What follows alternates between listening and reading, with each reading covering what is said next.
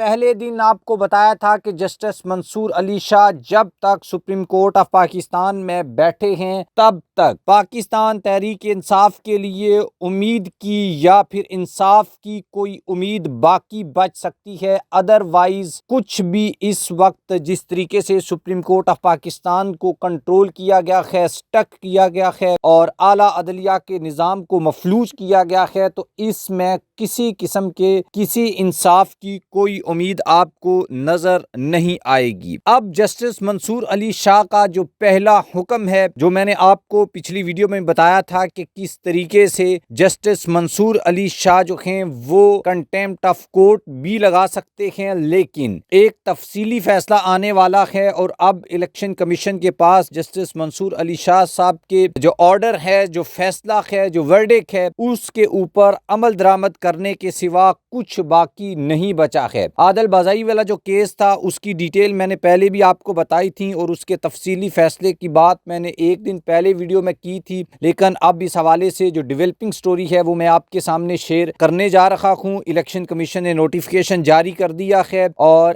یہ آگے چل کر کس طریقے سے پاکستان تحریک انصاف کی جو سیٹیں ہیں وہ واپس کرنے کا سبب بنے گا۔ امپورٹنٹ خبر ہے، آپ چینل کو سبسکرائب کر لیں، بیل آئیکن کو آپ نے لازمی پریس کرنا ہے اور کمنٹ باکس میں آپ نے اپنی اوپینین بھی لازمی لکھنی ہے۔ سب سے پہلے تو میں آپ کو یہ بتاؤں کس طریقے سے وہ 3 رکنی بینچ کا جو فیصلہ ہے اس کے اوپر عمل درآمد ہوا ہے اور اب الیکشن کمیشن کے پاس اس کے سوا کوئی دوسرا آپشن کیوں نہیں ہے۔ الیکشن کمیشن آف پاکستان نے قومی اسمبلی کے حلقہ NA 262 کوئٹہ سے عادل بازائی جو ایک رکن ہیں، اچھا یہ PTI کے ہیں، لیکن یہاں پر میں آپ کو بتاؤں گا کہ یہاں پر انہوں نے گڑبڑ کیسے کی ہے۔ عادل بازائی کی رکنیت کو بحال کر دیا کہ الیکشن کمیشن نے عادل بازائی کی رکنیت بحالی کا نوٹیفیکیشن بھی اب جاری کر دیا ہے۔ الیکشن کمیشن آف پاکستان کی جانب سے جاری نوٹیفیکیشن میں یہ کہا گیا ہے کہ سپریم کورٹ آف پاکستان کے فیصلے کی روشنی میں 21 نومبر کا نوٹیفیکیشن کالعدم قرار دیا جاتا ہے اور ساتھ یہ بھی کہا کہ الیکشن کمیشن نے قرار دیا ہے کہ عادل بازائی مسلم لیگ نون کے بجائے آزاد رکن قومی اسمبلی ہوں گے۔ اس فیصلے کے بعد الیکشن کمیشن نے NA 262 میں ضمنی الیکشن بھی روک دیا ہے۔ گزشتہ ماہ الیکشن کمیشن نے اپوزیشن رکن اسمبلی عادل بازائی کے خلاف نااہلی ریفرنس کا فیصلہ سناتے ہوئے انہیں نااہل قرار دیا تھا۔ MNA عادل بازائی کی نااہلی کے لیے صدر مسلم لیگ نون نواز شریف کی درخواستوں پر الیکشن کمیشن نے محفوظ فیصلہ سناتے ہوئے فلور کراسنگ کے جرم میں عادل بازائی کو نااہل قرار دے دیا تھا اور انہیں ڈی سیٹ کرنے کا حکم دیتے ہوئے NA 262(1) کی نشست کو حالی قرار دے دیا تھا اور عادل بازائی کوئٹہ سے آزاد حیثیت میں رکن قومی اسمبلی منتخب ہوئے تھے۔ اچھا یہ اخبار یہ لکھ رہی ہے کہ یہ قومی اسمبلی میں آزاد رکن ہوئے تھے، اصل میں یہ عمران خان کی تصویر لگا کر اور عمران خان کی پکچر لگا کر، عمران خان کے بینرز لگا کر اور عمران خان کے PTI کے فلیگ کے اوپر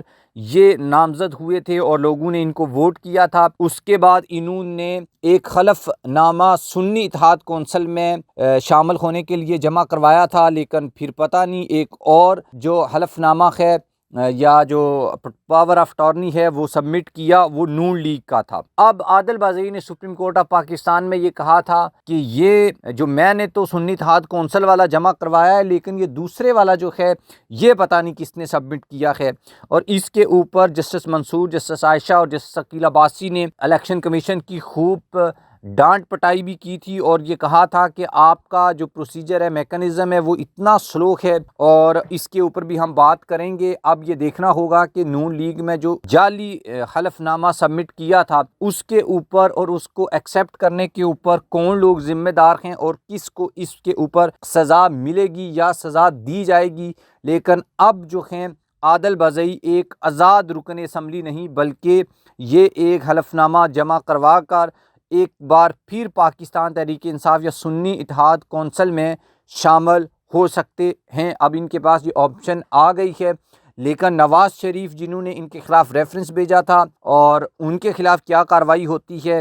اس کے لیے ہمیں تفصیلی فیصلے کا انتظار کرنا پڑے گا۔